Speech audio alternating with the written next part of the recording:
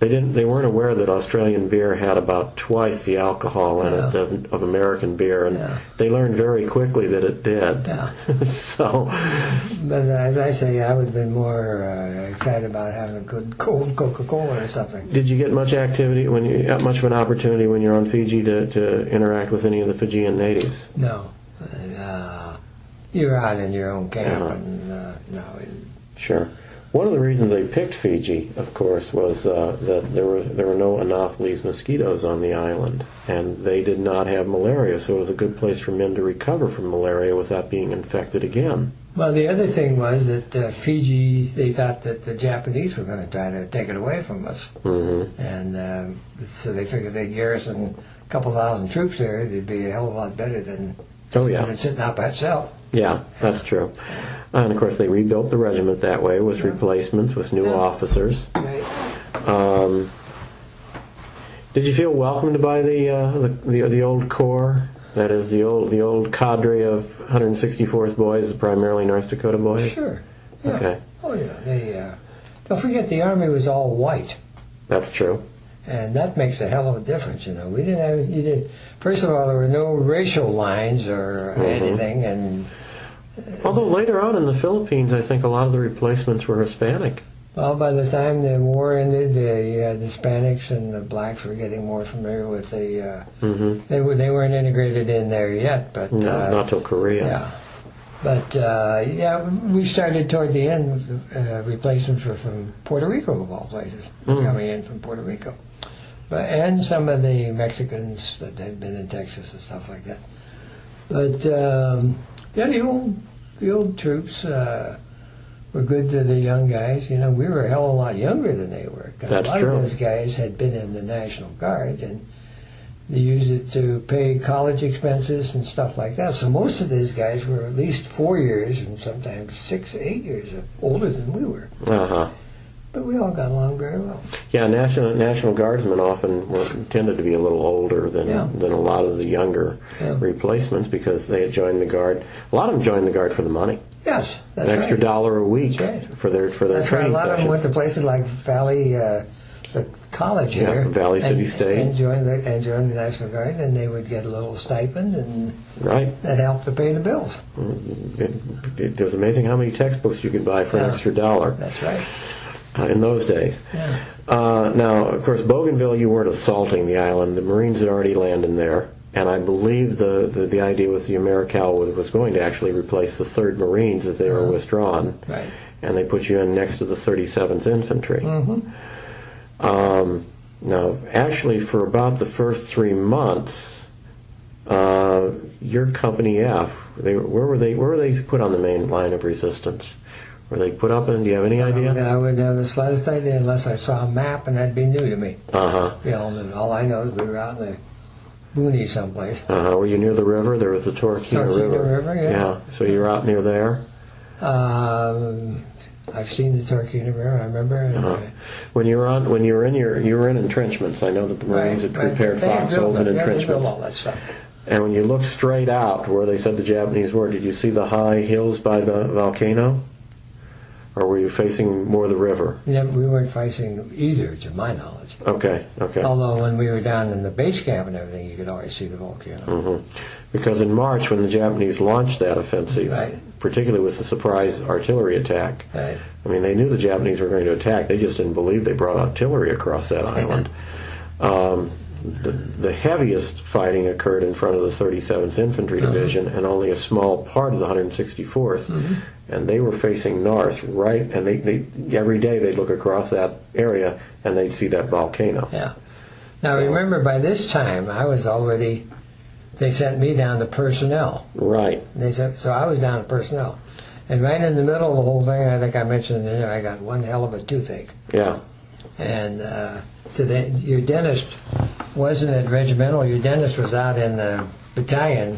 So the Captain Conwell had to get a Jeep driver who wasn't too happy to be riding around Jeep with the Japs dropping bombs here and there. That's true, because they were firing those shells. Yeah, they were dropping. They had no accuracy. They didn't seem like they knew what the hell they were doing, but they every now and then they'd drop one on a road and someplace like that. Well, they were trying to hit road intersections, they think, but like you said, the shells were scattered all over the place. So he didn't want to go, and goddamn, that tooth hurt. Mm-hmm. So we went down to the battalion, and I had to get the dentist out.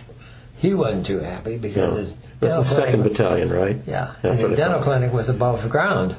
Oh, well, no wonder he doesn't want to get out. I can understand that. Yeah, his dental clinic was above ground. So he calls the assistant out, he calls the kid that's helping him, and the kid jumps on a bicycle, which is really a portable generator with a flexible shaft to run the drill. Mm-hmm. He didn't pull the tooth. I'll say that much for him.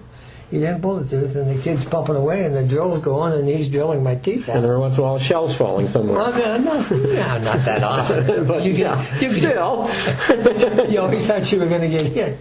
And he filled the thing and sent me back to... Just to back up a bit, how did you get sent down to personnel? I think that's in there also. You did, yeah. Captain Kloster was the company officer. Yep. And he came out one day and he said, anybody, he had this all out together, and he'd obviously had orders that they needed somebody down personnel. And he had orders, so he came out and he said, can anyone here type? And you know the old Army, nobody's going to volunteer for anything. You don't give a damn if you can type or anything else. And so nobody put up their hand. Nobody put up their hand. So he said, hey, he said, some of you guys went to high school. Somebody in here can type. So I think 3 or 4 of us put up and I must have been the smallest or something like that. And, I said, okay, you, come here. Yeah. And he said, I'm sending you down to personnel. They need to train another company clerk. And the guy that was down there was a Finnish kid from upper Minnesota by the name of Earl Tumakowski. And he was my mentor down at personnel.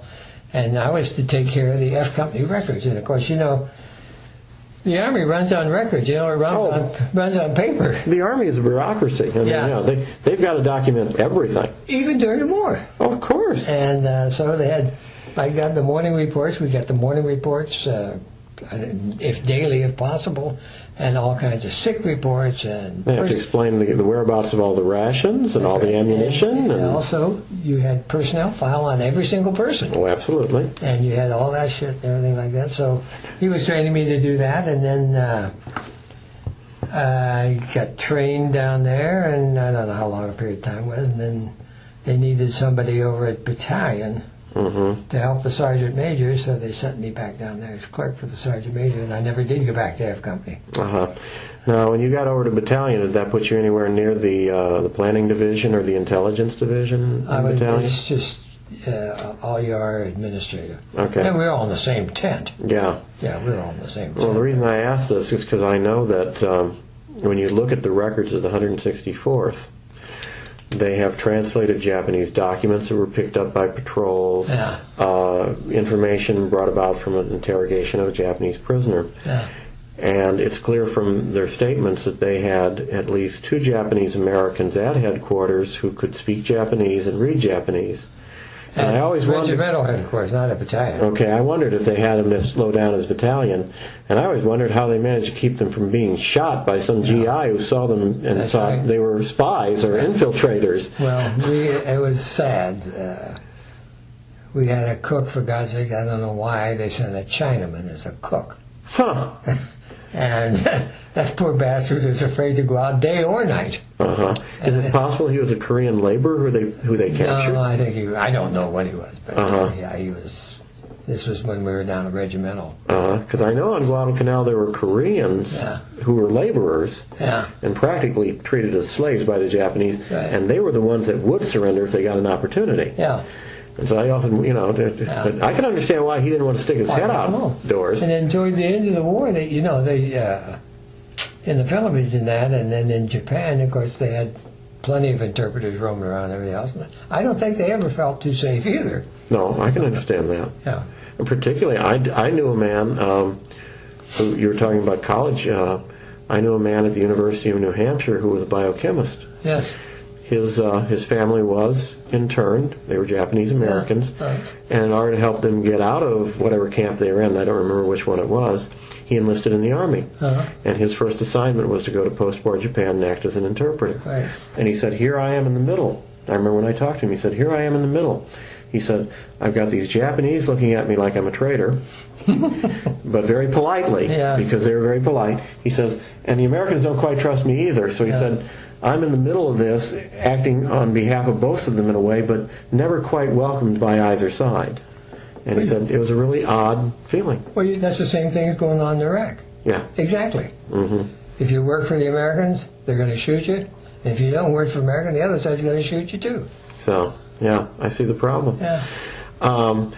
Now, I would think that, I know occasionally a Japanese airplane would come over and drop a bomb at night, or just try to irritate people by flying around. Right. Another person told me he dropped what sounded like just a 50-gallon trash can out, or a barrel out that didn't go off, that just to keep you awake and annoy you, and occasionally there'd be some artillery fire. Yeah.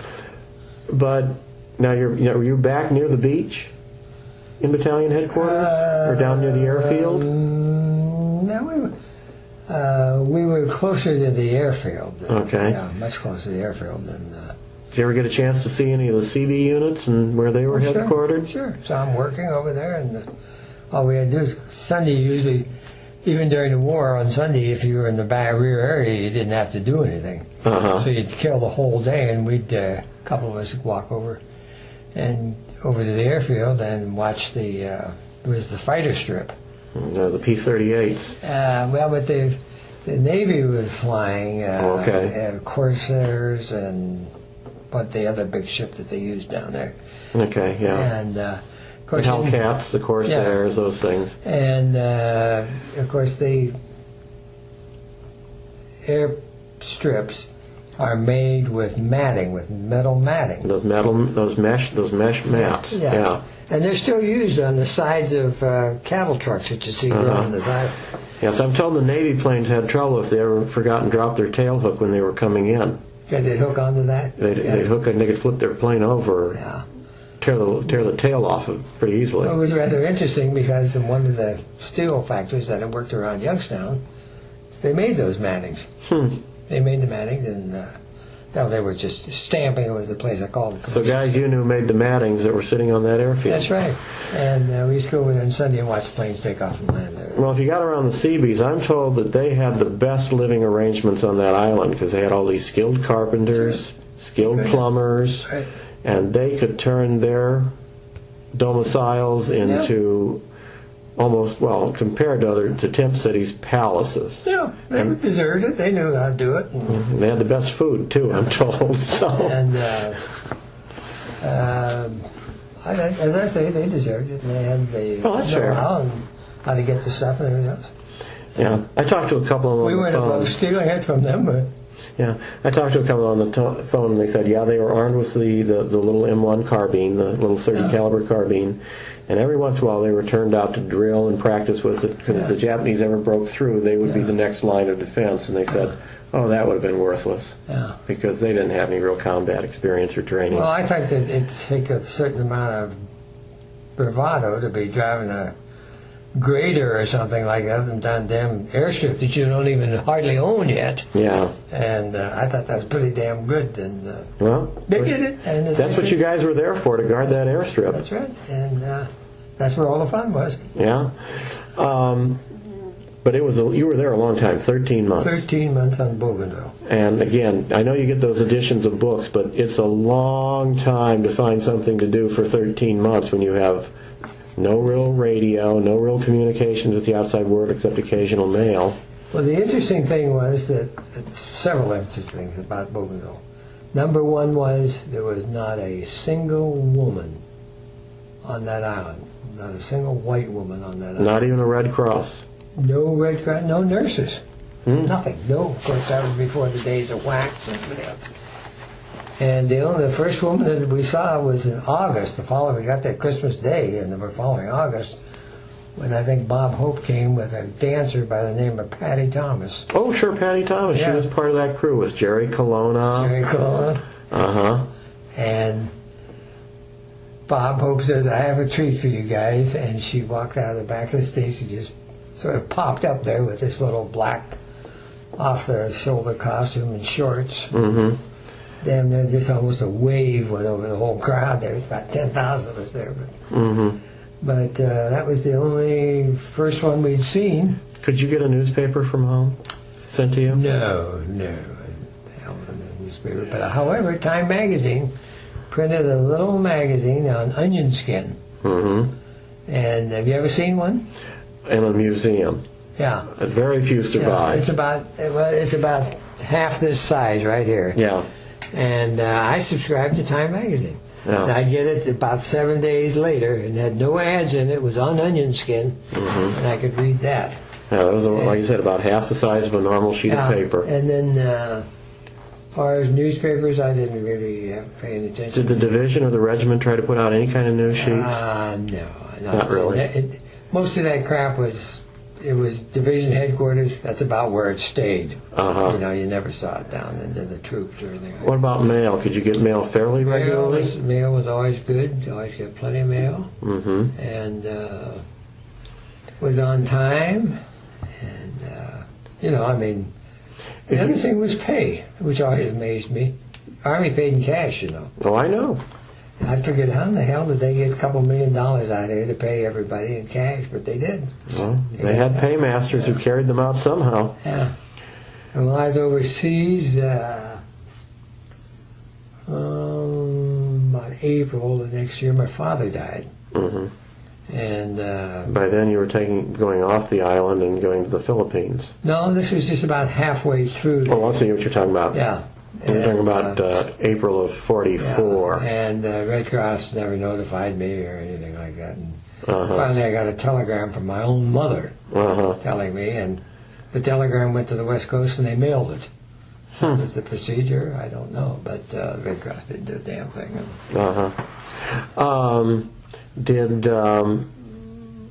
Being in headquarters, yes, were you able to write things in your letters that guys up in the line, were you censored just as heavily?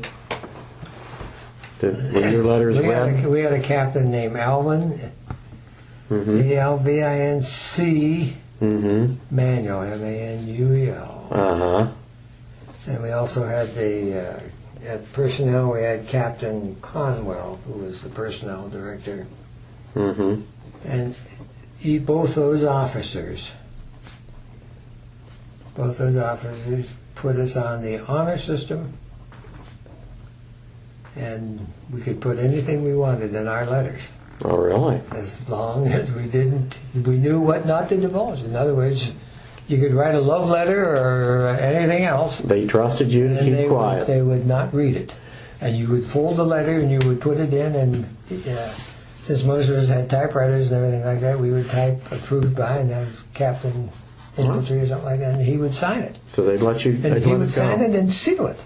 I'll be darned. And interestingly enough, we never did. We never violated that trust. Well, trust is an interesting thing. Once somebody says they trust you, you feel like you want to earn it. And interestingly enough, when I got home, my mother had all my letters, and here they'd opened some in San Francisco.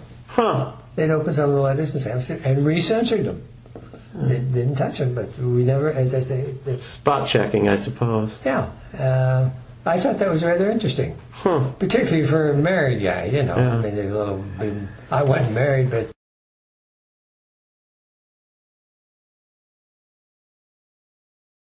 Well, what else did you do to fight the boredom? I mean, sporting events, I assume. We played cards. We played hearts. And I always remember when the Japanese were pulling their crap and everything like that, we had our own hole. There was four of us. We had our own hole and had sandbag and everything like that. And we'd sit down there all night and play hearts. Played partners. And I had a hell of a good time. So that didn't bother us. Baseball, anything like that? Basketball? Volleyball was the big thing. Volleyball, yeah. Did you ever try going fishing? No. Yeah. The fishing was done with hand grenades. I know that. Yeah, they just throw a hand, pull a pin, throw a hand, and get in the water, and whatever come up. Yeah, I had people tell me when they got bored with rations, they'd go down to the river and just toss a couple of grenades in and say, well, I guess we could try this. Yeah, try it. Did you? And I know, of course, Bougainville, like Guadalcanal, these are heavy rainforest style islands. Very much so. You can get very large insects. You can get snakes. But I imagine down around the airstrip, you didn't see too much of that. I mean, they were there, but you didn't hear about anybody being bitten by a snake. I don't think I ever saw a snake. I never saw a monkey. Mm-hmm. I saw some screwy-looking birds and a lot of centipedes and crap like that, but nothing. Because remember, also, we were sleeping in mosquito bars. Mm-hmm. And so you felt fairly safe at night, not only from mosquitoes, but from any other bug had any idea coming into your tent. And I assume every day they were making sure you took your Atibrin. You had to take Atibrin in front of you. You had to take it, put it in your mouth, take a swig of water right in front of you. Yeah, because they'd had problems on Guadalcanal. That's why a lot of guys got sick. They'd heard a rumor that Atibrin was going to make you impotent, and they just, before you know it, a lot of them were sick. That's right. Did you ever get malaria? Nope. I had dengue fever, though. And any idea how you got it? Just as light as that. I don't know if it comes from mosquito or where it comes from. I think it comes from water, but I'm not sure. I don't know. But I did get dengue fever. Sick for a week or so, and that was about it. Well, put in the hospital even. Yeah, there's two kinds. There's one kind you got, and like you said, you were sick for a while, and the other kind could just kill you. Yeah, and usually pretty quickly. Yeah, well, so obviously it didn't kill me. Well, it was the rare kind to die from, but that doesn't mean anything to the poor guy who gets it. Yeah. Did you have any interaction with the natives on Bougainville? No, there were none. None around. No, a lot of them just ran off to see who was going to win the war. I saw one or two, I can't remember what the occasion was, but they were never around us, and we were never around them. And there were some Fijian units that acted as scouts, but I don't know if they were anywhere near headquarters. That was all more we read in the newspaper. Yeah. I understand. So you were on Bougainville until they actually took the unit to Leyte. Yes. As I recall. Yeah. That there was no moment when they pulled the unit back to rebuild it again like they had after Guadalcanal. They just transshipped you immediately from Bougainville to Leyte because they needed reinforcements for Leyte. But the Australians came in. Right. Yeah, the Australians came in. And they tried to take the island. Well, I was just reading about that not too long ago. That was about the most stupid thing I ever heard. Well, because we were sitting there having a good time. The Japanese were sitting on the other side of the hill. They were having a good time. Best they could. Yeah. And this Australian general decided that he was going to take everybody out. And he lost about 500 Australian troops. Yeah, he decided he wanted a medal or a promotion or something. And he lost 500 troops. Yeah. And we sat there and never lost anybody. Yeah. Which I thought was pretty good. Be vigilant. I tell you, there's one thing, if MacArthur, he was the smartest man in the world.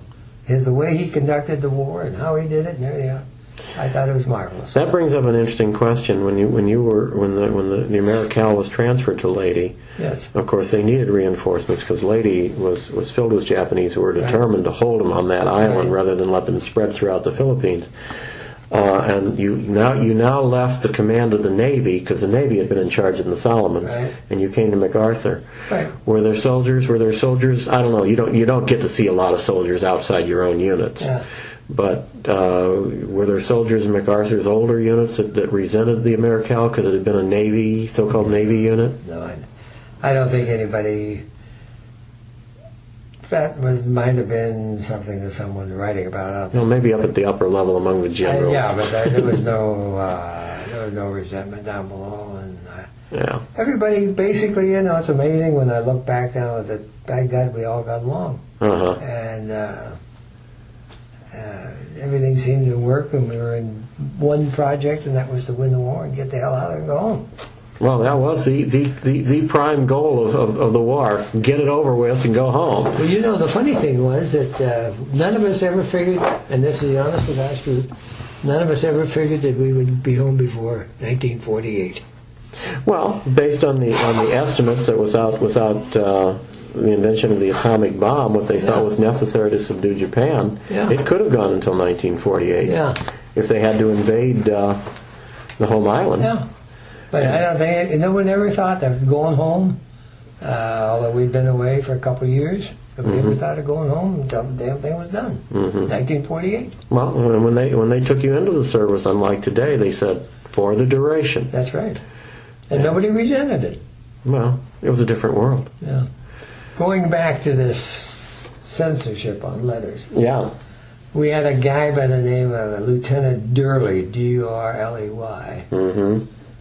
And that bastard read every single word we wrote.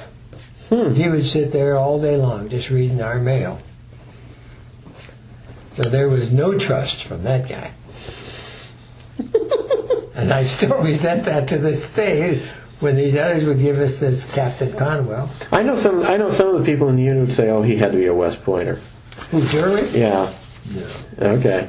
Because they always when they got mad at an officer, they always figured he was a West Pointer because of the Guard origins, there was some resentment toward West Point. We only had one West Pointer in the whole battalion, and he was sent in as a replacement and was killed about 2 or 3 weeks after he got there. And I think Captain Walker in his book points out that he thought he knew more than anybody else and was going to do this and didn't bother adapting to the system. And he was the only West Pointer we had, other than the Colonel Mahoney. Yeah, no, Mahoney was a West Pointer. He was a West Pointer, and an alcoholic to boot.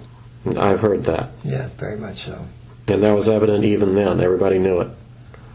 Yeah, everybody knew it. Nobody cared. Yeah. You know, he was a good soldier, and that's all you wanted. You know, the guy that followed the book. Well, of course, when you went out there, you were 18, like you said. Right. Was booze pretty easy to get your hands on out there? No. No. Okay. No, there was no beer out there. No booze. Except in the medical stores.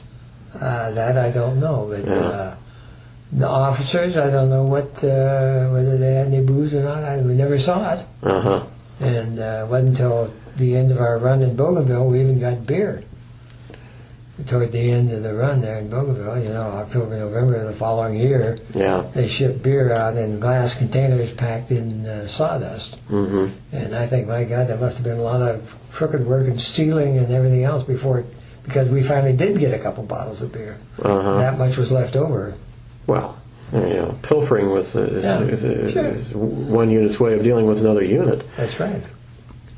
Now, as part of the 2nd Battalion headquarters, all of the division was on Leyte, as they called it, mopped up on Leyte. Actually, a lot of the Japanese withdrew into the hills, and they decided, fine, let them stay there, seal them off and leave them there. But later on, now the division was splintered in a way as they sent them to various small islands in the central Philippines. Where did the 2nd Battalion headquarters end up during that period? We went to Cebu. Cebu City? Yeah, Cebu City. Yeah, and the regimental headquarters was there, I know. So the battalion headquarters was there too. Yeah, we were in a school. And now there was a case there where we got to see the natives and the people. Because the island was filled with Filipino civilians. Yeah, we always used to say that the Japs ran out the back door and we came in the front door. How long were you on the island before you realized that there was practically a small civil war going on among the civilians, those who had cooperated with the Japanese and those who had fought them? Never conscious of that. Okay. We assumed they'd take care of their own problem. We didn't know what was going on. Now Walker points out in his book that when they arrived at Cebu City, the entire city had been looted by the Japanese. Yes. That they had literally stripped the city bare and hauled all the loot back into the hills. Right. So, did that create a problem that the division had to feed the people of the island as well? To my knowledge, I didn't know anything about them feeding anybody. Okay. They were feeding us, and if we had anything left over, we gave it to them. Well, I know civilians hung around the army constantly looking for food. Right. But at the same time, we were out buying chicken from them and macaroons and stuff like that from them. Well, yeah, and of course, they had fruits and things on the island you could use to supplement the diet. Right. And I understand units practically adopted several of the, I mean, not formally, but the Philippine kids that just hung around with units forever until they were practically part of the unit. Yeah. Well, some of us, a couple of our guys from personnel, there was a family across the road there and had a couple girls, and we were interested in the girls, and the family was good to us, and we'd never know monkey shines or anything like that, but we'd take food to them and have a good time. Same thing was going on in Europe, particularly in France. Yeah. GIs would take rations and go into a French village or get leave, and well, of course, if they went to Paris, they went wild, is what they did. Yeah. But so yeah, it's a different war when there's civilians in the middle of it. Right. And I'm sure that's not going on in Iraq. Did you ever have any close calls from artillery fire or airplanes? The only one I have is that I give in the book there where Pete Cosmas and I were leading. We were on a patrol. This is before I got out and into the personnel. Yeah. And a short round landed between us, right under a palm tree, and it just sort of went over slowly, and that was it. You two kind of looked at each other and thought, ooh, just a matter of another foot or so. Well, I had no idea what it was. He knew what it was. I had no idea what it was. But if that thing had gone off, I wouldn't be here. Well, the Japanese apparently had a lot of dud shells. I think that was one of ours. Do you think that was a short round of ours? Yeah. I guess it's a good thing it was a dud. Yeah, that's true. Were there guys that just had been out there so long they became depressed and had to probably be just sent home or sent to medical or whatever? I mean, eventually just had been out there too long.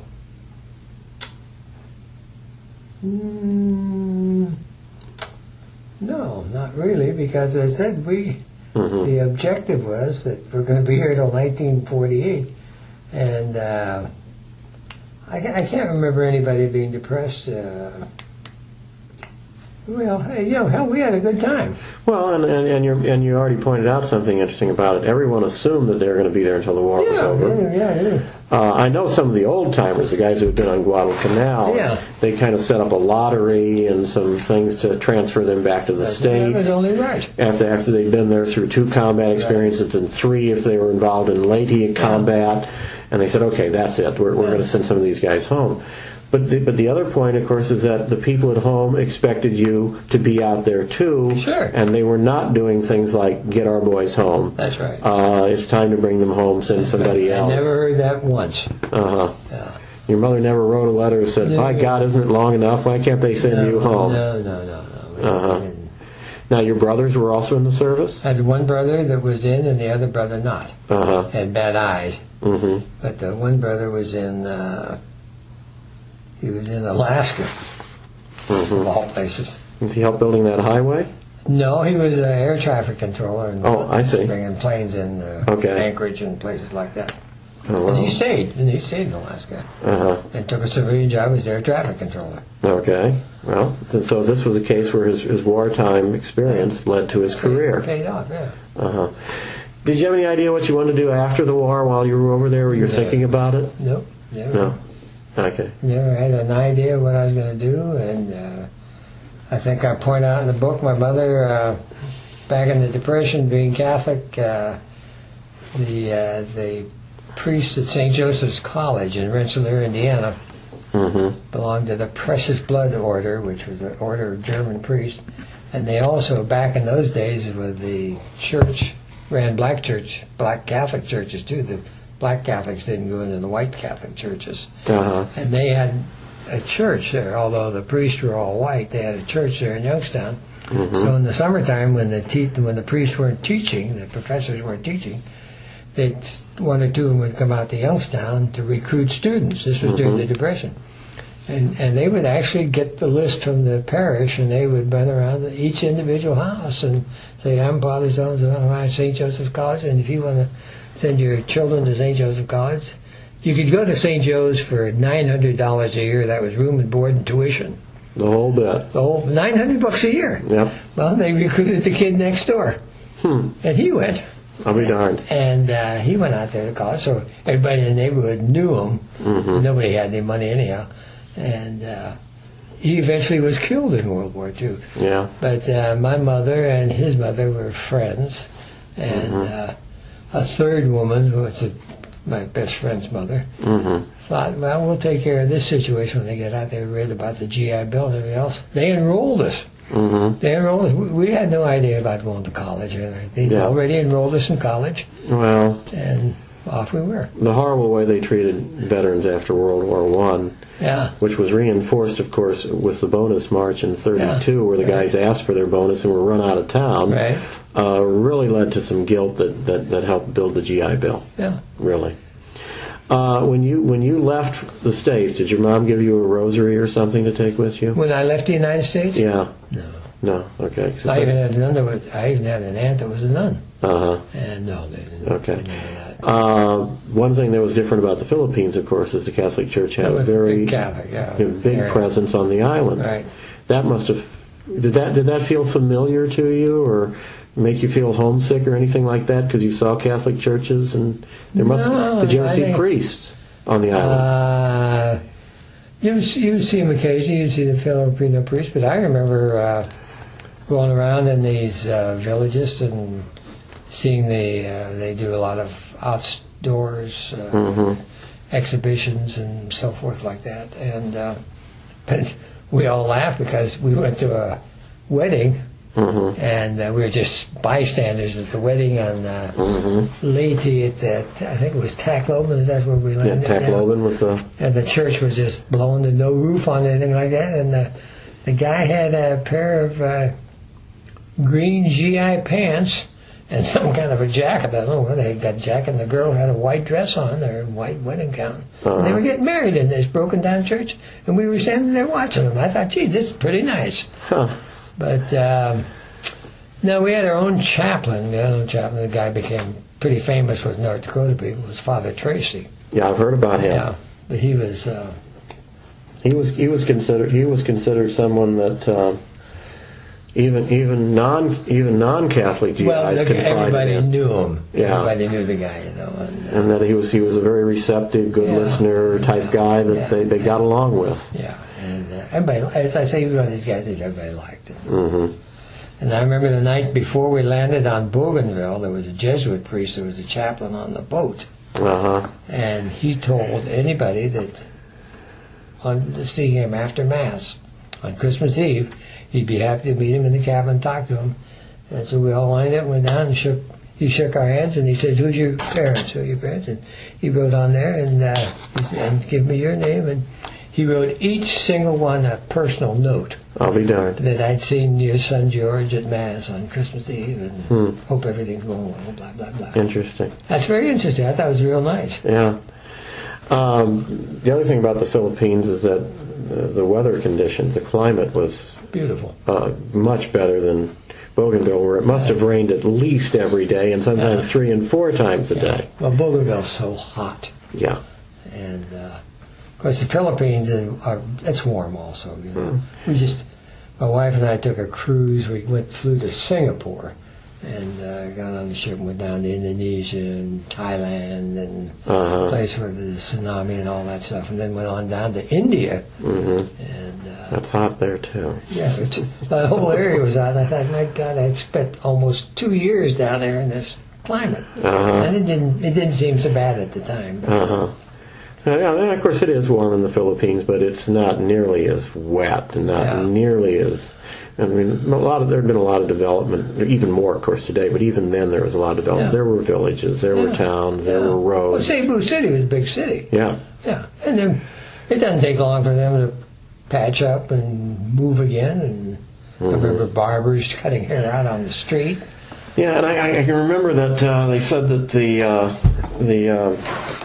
some of the civilians in Cebu City managed to get their hands on some kind of liquor. Yes. I don't know if they found rice wine or what the Japanese had left behind, and they opened bars within 24 hours. Yeah, well, you could buy liquor. That was the first time, really, where you could do anything. And I don't know what the hell they made. I don't know what it was. But they put it in old beer bottles someplace, and they made the labels out of mimeograph machine, and I remember the one was called P38, and we had a picture of a P38 or something. Sounds like bootleg beer to me. Well, it really was. I don't know whether it was beer or what the hell it was. But, something. Yeah, we always told the guy, you drink one P38. Yeah. Well, like you said, you're away from home a long time, and you expect to be gone a lot longer. That's right. That's right. As I recall, they were gathering the entire division back together for shipment to possibly Okinawa when the war ended. Well, they were obviously. I've seen since then that we were going to go into a certain part of Japan. Yeah, they were going to try that Operation Olympic to invade the southern island of Japan. Yeah.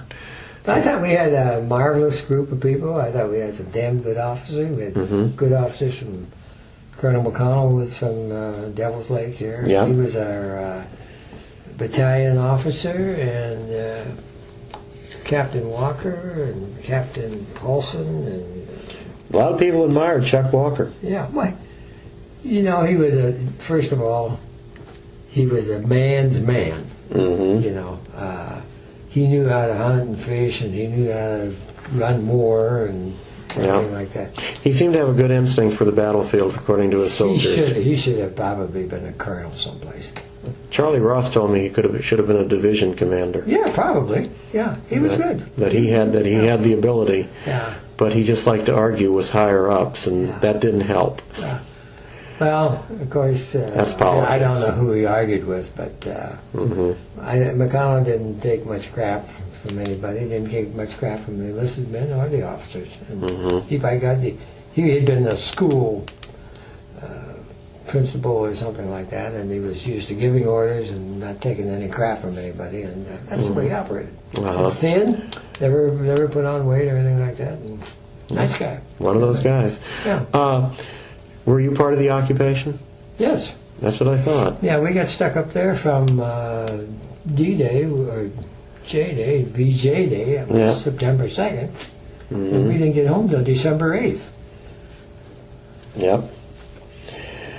And were you also involved in the gathering and hunting down of Japanese weapons and stuff like that? They usually use combat units for that. I was still in the battalion. Still at battalion headquarters. Still in the battalion. Well, this must have been the paperwork must have changed considerably now. There was basically none from then on. Morning reports. So if you had them, okay. If you didn't have them, you make up a number. And crap like that. That was about it. The guys were already becoming civilians. That's right. And of course, censorship was off. Time was your own. You could down and pursue anything you want to do. Pursue women or do whatever you want to. Yeah, somebody told me that the first problem that some of the units faced, I'm not saying the Miracal per se, but in the occupation, was the realization that, prostitution is legal in Japan. Yeah, it was. Yeah. And there was plenty to drink. Yep. And there was plenty to eat. And we were stationed outside of Yokohama or something like that. You could take these trains everywhere. And you think it was all the bombing that the trains wouldn't work that well, but they were running. Well, they ran fine, and they had these little feeder lines, and we get on, and they didn't charge us. Understandably. Yeah. And we get on these little feeder lines that look like tuna-reel trolley, and we'd ride on top. At first, when you went out among civilians, did you carry a weapon because you weren't sure? Nope. No? Nobody carried a weapon. And I remember in this train station, and one of the train stations, we were transferring to something else, and right across 2 tracks was probably a company of Japanese soldiers being deactivated. And there we are, 2 or 3 of us GI standing there. And they were just sitting there. The war was over. They were just sitting on the ground. And it was over. They could have come over and chopped us a piece with their hands. Well, it's interesting. I have to say that's one thing that when I read a biography of MacArthur, he really had an understanding, because he literally flew into that airport with just a handful of officers. Yeah, he knew what was going to happen. Yeah. And he knew when he got off that plane they were going to treat him with respect and do what he said. Yeah. And half of his officers were terrified they were going to be killed the minute they got off the plane. Yeah. And he said, "Don't worry, they'll be fine." Yeah. So I think he took a nap on the way up to Japan. I think they found him in the airplane sleeping or something like that. But it's been a long war, and he was 65 years old. Hey, he did a hell of a job. Yeah. I saw him in, this is interesting, I saw him in, by this time I was out of college and I was working for Sunbeam. mixers and toasters and everything else. And my wife and I, we had 2 children. We were living in Detroit, and after MacArthur got canned, I forget when that was, but Korea. Yeah. And we remember they had a tremendous outpouring of everything for MacArthur in San Francisco, and the tremendous parade in New York and Washington. Well, he came to Detroit. The Republicans were inviting him everywhere. Oh, absolutely. And he came to Detroit and put on a hell of a big show there. And I was on Woodward Avenue where I lived, and he came by and everybody waved at him. He had stopped at the Shrine of the Little Flower with the famous... Oh, sure, Father Coughlin. Father Coughlin's church. That's the one we had belonged to. Yeah. And MacArthur knew, and Father Coughlin knew how to twist the public relations, and MacArthur had the car stop, and Father Coughlin walked out, and MacArthur shook hands with him and wished him well, and which might have led to a kind of a mixed reaction, because Coughlin had already been tarred with but he almost pro-Nazi ties by then. MacArthur knew the value of public relations. Sure. He knew that Father Coughlin still had a big following. Did your mother listen to Father Coughlin in the 30s? Everybody listened to him. They all listened, and they believed him. Oh, well, he was quite a stem-winding speaker. Yeah, he had a beautiful voice. Yeah. And we go to church, my wife and I take kids there, and he was still practicing, still saying Mass and everything else, but he had been told not to espouse any more of his crazy philosophy and everything like that. And interestingly enough, the Cardinal, who was in charge of the whole thing, was from Youngstown, Ohio. That's right. I remember that. Cardinal Mooney. Did they send him out to shut him up? Yes. Before he became too divisive. That's right. And Paul Mooney, educated by Ursula and I were, and same thing. But MacArthur, when he went to Pontiac, Michigan, which is just north of Detroit. And I knew I was working with the newspaper on different promotions and everything else for Sunbeam. And I said, when the photographer brings the pictures in of MacArthur, I said, get one for me, will you? And he did. And he got a picture of MacArthur with his hand up or something like that. So I thought, well, you know what? I'm going to send that to him and ask him to autograph it for me. So I wrote, and I said I was stationed in the South Pacific with 164th Infantry or something like that, and then would you be kind enough to sign it? And he had an office on Church Street in New York. I remember that. Sent him the picture. Oh, hell, nothing happened for about a year. Finally, I got a letter, and the picture was in it, and the letter said, Dear George Dingledy, dear fellow soldier in arms. You're right, he was a good politician. Oh, he was terrific, and he signed that too. I'll be darned. And I gave it to my son, and he'd never give a damn about that stuff. He probably put it over to patch a hole in his window or something. Oh, I understand. When you got home, did they try to talk you into staying on in the reserves, or? Not really. I did go on to the reserves a couple of years later. Yeah. And then, no, get out. Of course, that was dangerous when Korea happened. Yeah, I damn near got caught in Korea, and I had a child. Yeah. I had a son that was born, and so I went down. I was going to get out, I think, in December, would have been the end of my 3-year term in reserves.